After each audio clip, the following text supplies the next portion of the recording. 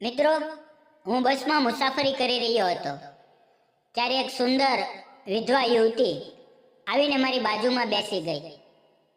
તે ઉદાસ લાગતી હતી. તેને કામની જરૂર હતી. તે મારી પાસેથી કામ માંગવા આવી હતી. પછી તે મારા જ ઘરમાં રહેવા લાગી. તે ખૂબ જ સુંદર અને ઈમાનદાર હતી. હું એકલો હતો, યુવાન હતો. એક રાત્રે તે મને પાણી આપવા આવી. રાત ઘણી વીતી ગઈ હતી. તેનું સૌંદર્ય મને આકર્ષ્યું હતું. નમસ્કાર મિત્રો, મારું નામ મંગેશ છે અને મારી ઉંમર 29 વર્ષની છે. હું એક મોટી પાપડની કંપનીમાં કામ કરું છું. એકવાર હું કંપનીના કામ માટે બહાર ગામ ગયો હતો અને જ્યારે પાછો આવતો હતો ત્યારે બસમાં મુસાફરી કરી રહ્યો હતો. મારી બાજુની બેઠક ખાલી હતી. બસ એક સ્ટોપ પર ઊભી રહી અને લગભગ 27-28 વર્ષની એક યુવતી બસમાં ચડી. તે બેઠક શોધતા શોધતા પાછળ તરફ આવી. તેના માથા પર સિંદૂર નહોતું, એટલે મને લાગ્યું કે કદાચ તે વિધવા હશે, પણ દેખાવમાં ખૂબ સુંદર હતી. ગોરો ચહેરો, મોટી મોટી આંખો, લાંબા ઘના વાળ અને ચહેરા પર થોડો ગુસ્સો અને દુઃખ સ્પષ્ટ દેખાતું હતું. તે મારી બાજુમાં આવી અને પૂછ્યું, અહીંયા કોઈ બેઠું છે? મેં કહ્યું, ના, બેસો. તે મારી બાજુમાં બેસી ગઈ. તેના હાથમાં નાનું બેગ હતું, જેને તેણે બેઠકની નીચે મૂક્યું અને શાંતિથી બેસી ગઈ. તેણે એક ગામની ટિકિટ લીધી અને આંખો વીંચી લીધી. મારું ધ્યાન સતત તેની તરફ હતું. તેની આંખોમાં આંસુ દેખાતા હતા. બારીમાંથી આવતા ઠંડા પવનને લીધે ધીમે ધીમે તે ઊંઘવા લાગી અને અચાનક તેનું માથું મારા ખંભા પર આવી ગયું. હું કંઈ બોલ્યો નહીં, પણ મનમાં વિચાર આવ્યો કે તેને કહું કે તમારું માથું મારા ખંભા પર છે. પણ પછી મનમાં થયું કે તે સૂઈ રહી છે, તો થોડી વાર સૂવા દઉં. થોડી વાર પછી તેને સમજાવ્યું કે તેનું માથું મારા ખંભા પર છે. તે તરત જ સીધી થઈ ગઈ અને માફી માંગવા લાગી. માફ કરશો, મને ખબર નહોતી રહી. મેં હસીને કહ્યું, કાંઈ તકલીફ નથી. અને ત્યારથી અમારી વાતચીત શરૂ થઈ. મેં કહ્યું, તમે ખૂબ ટેન્શનમાં લાગતા હતા અને થોડી વાર પહેલા રડી રહ્યા હતા. શું થયું? શરૂઆતમાં તેણે કંઈ કહ્યું નહીં, પણ થોડા સમય પછી પોતે જ બોલવા લાગી. તેણે કહ્યું, હું એક જગ્યાએ કામ કરતી હતી, પણ માલિકે મારા પર ચોરીનો આરોપ મૂક્યો અને મને કામ ઉપરથી કાઢી મૂકી. 3 મહિનાનો પગાર પણ નથી આપ્યો. હું વિધવા છું. મારા પતિનું કેટલાય વર્ષ પહેલા એક અકસ્માતમાં અવસાન થઈ ગયું છે. ત્યારથી મારી પરિસ્થિતિ ખરાબ થઈ ગઈ છે. હવે હું મારા ગામડે, મારા ઘરે જઈ રહી છું. ત્યાં જો કોઈ કામ હોય તો કરવા લાગીશ. હું પણ એકલો જ રહેતો હતો અને ઘરના કામ માટે મારે કોઈ વિશ્વાસુ વ્યક્તિની જરૂર હતી. પણ પુરુષ અને સ્ત્રી અજાણ્યા હોવા છતાં એક જ ઘરમાં રહેવાનો વિચાર થોડો અજીબ લાગતો હતો. મેં ધીમેથી કહ્યું, મારા ઘરે સફાઈ અને રસોઈનું કામ છે. જો તમને યોગ્ય લાગે તો આ મારું સરનામું છે. જો તમને બીજે કામ ન મળે તો આવી જજો. તેણે કંઈ પણ બોલ્યા વગર શાંતિથી મારી તરફ જોયું અને પોતાના સ્ટોપ પર ઉતરી ગઈ. જતી વખતે તેણે પાછળ વળીને મારી તરફ જોયું. 2-3 દિવસ વીતી ગયા. રવિવારનો દિવસ હતો. હું ઘરે આરામ કરી રહ્યો હતો. અચાનક દરવાજાની ઘંટી વાગી. મેં દરવાજો ખોલ્યો તો સામે એ જ યુવતી ઊભી હતી. તેણે સાવ સાદી સાડી પહેરી હતી અને ચહેરા પર થાક હતો. તેણે હળવા સ્મિત સાથે કહ્યું, મારે કામ જોઈએ છે.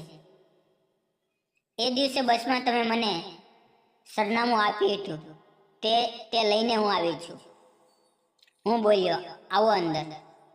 મેં તેને પાણી આપ્યું અને બેસાડી. મેં પૂછ્યું, તમને કેટલો પગાર જોઈએ અને રહેવાનું શું? તે બોલી, મારી પાસે રહેવાનું કોઈ સ્થાન નથી.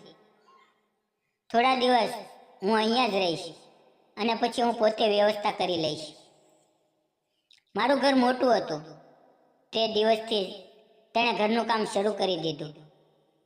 શરૂઆતમાં તેણે ફક્ત ચા બનાવી. મેં કહ્યું, બંને માટે બનાવો. તે ખૂબ ખુશ થઈ ગઈ. થોડા દિવસોમાં તે સવારમાં વહેલા ઉઠીને નાસ્તો બનાવતી, સફાઈ કરતી, બગીચામાં પાણી આપતી, ખૂબ મહેનતથી કામ કરતી. તે કદી આળસ કરતી નહોતી. તેની ઈમાનદારી અને કામથી હું પ્રભાવિત થવા લાગ્યો અને ધીમે ધીમે તે મને ગમવા લાગી. અમારી નજરો ઘણીવાર મળતી, પણ હું કંઈ કહી શકતો નહોતો. એક દિવસ રવિવારે હું ઘરે હતો. તે કામમાં વ્યસ્ત હતી અને ખૂબ સુંદર લાગતી હતી. મારી ઉંમર લગ્ન લાયક હતી, પણ મેં ક્યારેય લગ્ન કર્યા નહોતા. હવે તેના આવવાથી મનમાં લગ્નનો વિચાર થવા લાગ્યો.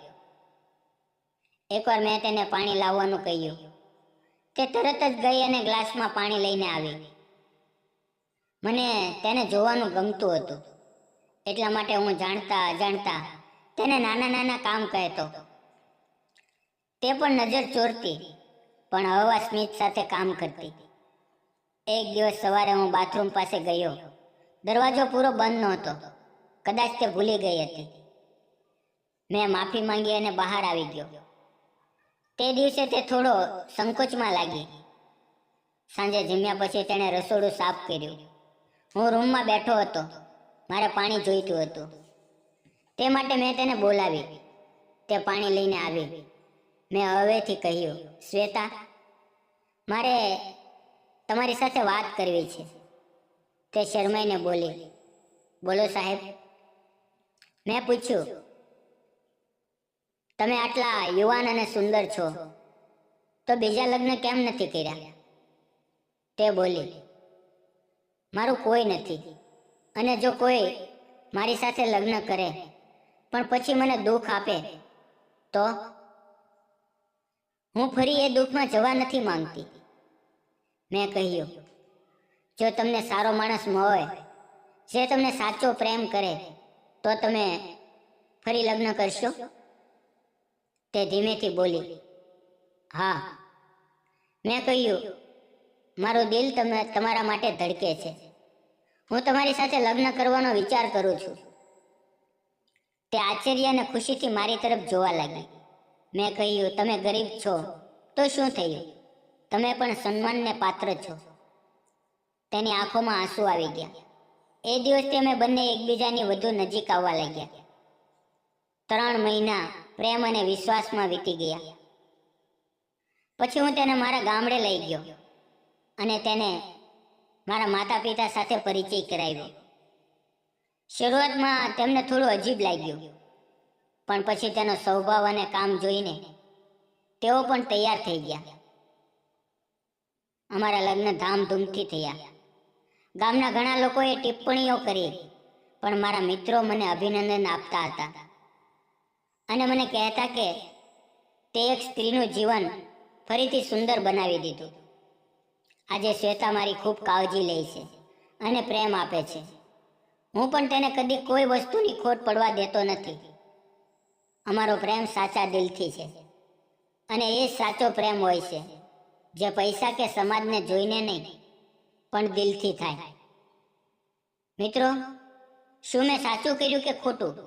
કમેન્ટમાં જરૂર કહેજો. ક્યારેક પ્રેમ અણધાર્યો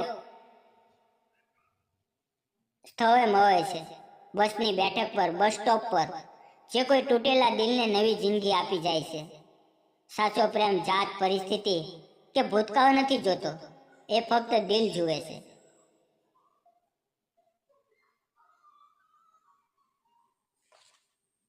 વિડીયોમાં આવેલા નામપાત્ર અને ઘટના ફક્ત કાલ્પનિક હતા.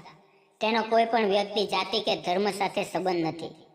ફરી મળશું આવતીકાલે એક આવા જ તે નવા વિડીયોની અંદર. ત્યાં સુધી આવજો અને વિડીયો પૂરો જોવા બદલ આપ સૌ મિત્રોનો દિલથી ખૂબ ખૂબ ધન્યવાદ મિત્રો.